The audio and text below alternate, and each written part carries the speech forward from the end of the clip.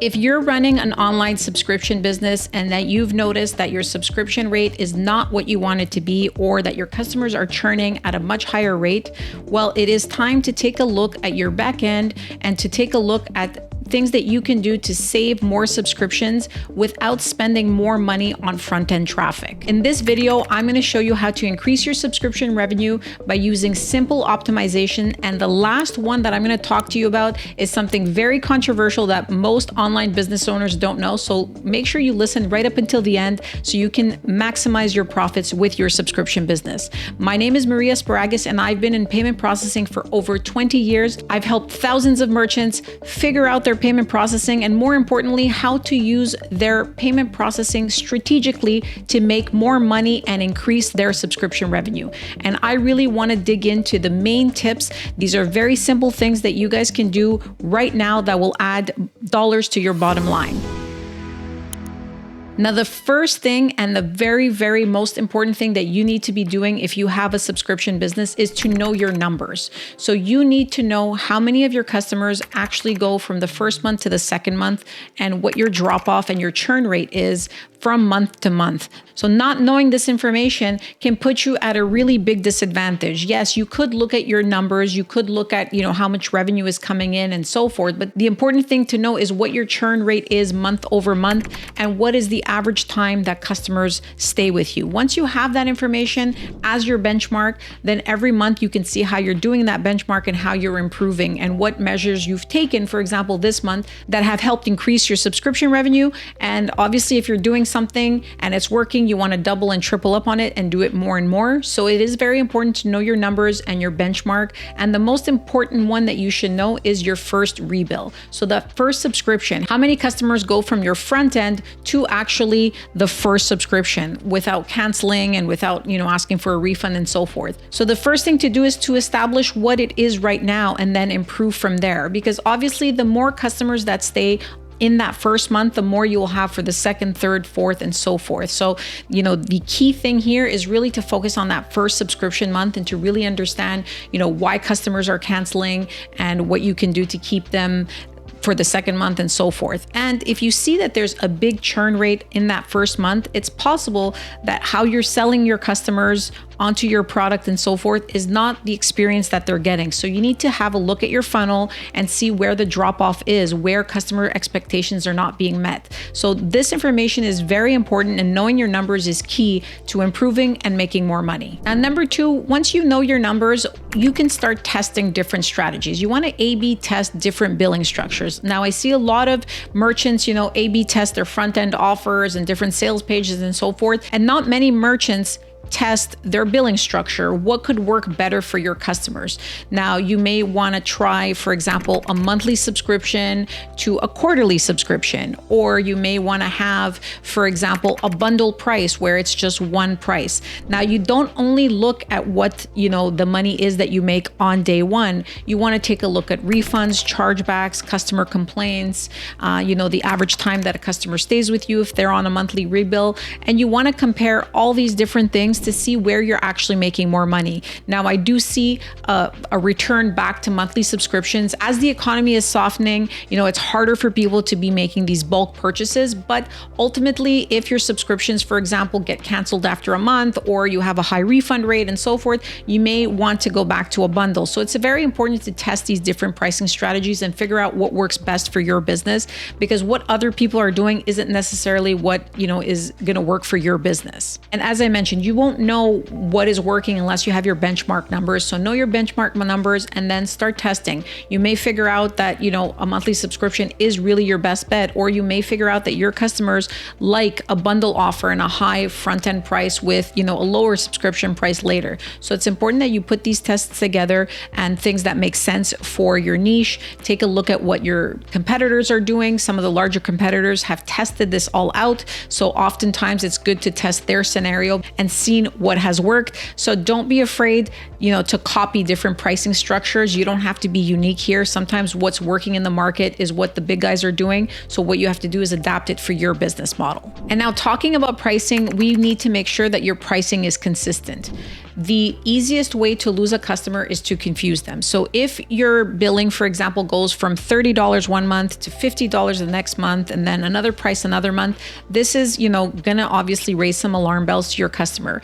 The easiest thing to do and the easiest way to keep your customer is to have a consistent price every month so they know what to expect. So if you're selling something at $39.99, you want $39.99 to appear every month on their statement. And if you do want to change it, then it's important that you communicate very clearly to your customers so they understand why you're changing your price. And you don't want to have pricing changes very often because that leads obviously to more customer churn. And the clearer your pricing is, the more the customer trusts you. So this will lead to a better relationship. So it is important for your subscriptions that you try to keep them as consistent as possible. As I mentioned, with the economy softening right now, you don't want to have some wild swings in pricing. So having a consistent subscription price actually really helps keep customers on longer and results into less complaints. Now, the next one is a little bit technical, but this can be done very easily. It takes a couple of minutes to activate something called MasterCard Account Updater or Visa Account Updater in your payment gateway.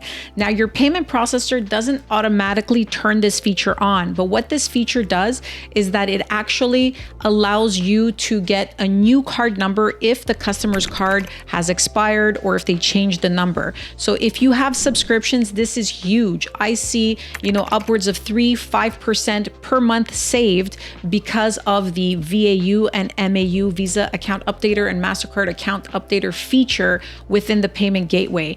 And you have to do nothing to activate this other than contact your payment processor and ask them to add it. And then every month it just rolls through. If a customer's card is expired, the expiry date is updated and you can continue billing that customer. So don't sleep on this. Get this done ASAP. If you have a subscription business, you're leaving money on the table by not activating Visa Account Updater and MasterCard Account Updater. Now, a couple of years back, something that was very popular was something called a decline salvage tool for subscriptions. So there were companies that were, promising to win back your subscriptions that failed, and, for a percentage of revenue, we're taking that over and finding a billing strategy and a payment strategy that would actually help you retain some of these customers. Now, these types of companies are not in vogue that much anymore because their practices were a little bit predatory. They would try 10, 15 times to try to collect that money. So obviously, this is not a very good practice and it led to a lot of customer complaints. It led to more chargebacks and so forth. But don't discount a retry strategy. You don't want to try, 10, 15 times, but you want to try a couple of times strategically within the month. And this really all depends on the price point of your product. It really depends on your market. And you want to take a look at your customer avatar to see, what kind of purchasing behaviors they have at different times of the month. And this could be a trial and error thing. I mean, what works for one business doesn't necessarily work for another. But what you want to do is, maybe once to 3 times per month, you want to retry subscriptions that have failed for what we called soft decline codes. So for example, if you get something like a 05, like an issuing bank decline or a do not honor, you want to try this again. So it could just be that that day the bank declined the transaction for whatever reason. Maybe the customer had a lot of transactions and it looked, not on the up and ups. So the customer's bank declined, but you could try, for example, 3 to 5 days later and see if that works. Or you may want to retry at the beginning of the month, especially for transactions that have, for example, insufficient funds. A lot of people get paid towards the end of the month, so they have more money available at the beginning of the month. So you may want to capture that there. Now, I'm not saying, to grab the last $50 out of somebody's account. So you want to just try strategically once or twice, maximum really 3 times per month to try to recoup that money. And if the customer is not recouped during that first month, I really highly recommend that you don't keep them in your cycle and try a second or a third or a fourth month. You want to let that customer go, because when you try over and over and you gain that money back, for example, after 6 or 7 retries, the likelihood of that transaction either refunding or chargeback are very, very high. This is obviously a customer that has no money, so they don't want you grabbing the last, $50 or whatever the case is from their account. So you want to try a couple of times strategically in the first month after the transaction has failed, and then you want to let that one go. You can try to re-engage that customer through an email campaign for them to buy other stuff from you, but you don't want to keep retrying, that failed transaction in order to capture it. Now, the next thing, and something that, is not really talked about in the subscription business industry, is you want to try to have customer engagement. So you want to send your customer updates about their product, their service, how they can use it. You want to try to send your customer information to make your product and service more useful and to interact with you through various social media and, your brand and so forth. So the more the customer is in your world, the more likely they are to continue, purchasing from you and to let their subscription continue. So gone are the days of customers, being billed for 12, 14, 15 months without noticing. And, businesses who did that, were just laughing their way to the bank. Right now, having a brand and making sure that the customer is engaged with you and is using your product are very, very important. And, as I mentioned, as the economy is slowing down, customers are looking at their bank statements, and you don't want a customer to go back and see they've been charged for 6 months and then just do 6 chargebacks one after the other because they weren't aware of this charge. So try to engage your customers, try to get to know them and know what they like, and send them more content and have them interact with you on various social media platforms. And that will go a long way in keeping your customers engaged and keeping their subscriptions going. Now, I promised you a surprise, and something that a lot of online business owners ignore is the cancellation policy and the way to cancel. Now, you may be thinking, Maria, are you crazy? I mean, why would I make it easier for people to cancel? If I want to retain more subscription revenue, them canceling is actually going to have the opposite effect. Well, I will tell you this, after seeing tons and tons of funnels, the online business owners and the merchants who actually make it very difficult for customers to cancel just get way more chargebacks, way more refunds, way more customer service inquiries. So in the end, it actually costs them more to keep these unhappy customers in their funnel and in their environment versus just letting them go.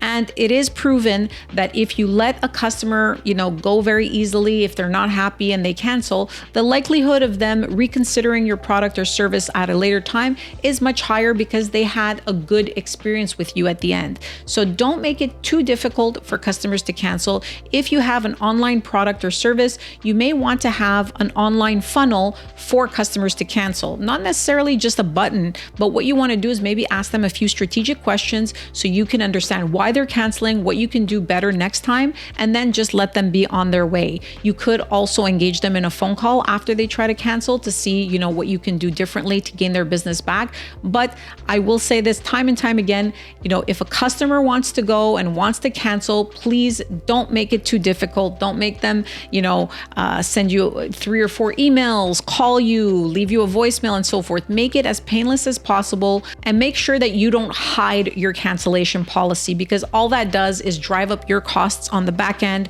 with customer service and chargebacks and so forth. Subscription growth isn't about getting more customers into your front end. What you need to do is look at the customers that you have right now in your funnel that are subscribed to your product or service and learn ways to keep them happy and keep them rebilling month after month after month, right? And then obviously as you grow that, you can grow your front end and then, keep using these tips and tricks to keep growing and growing your subscription revenue.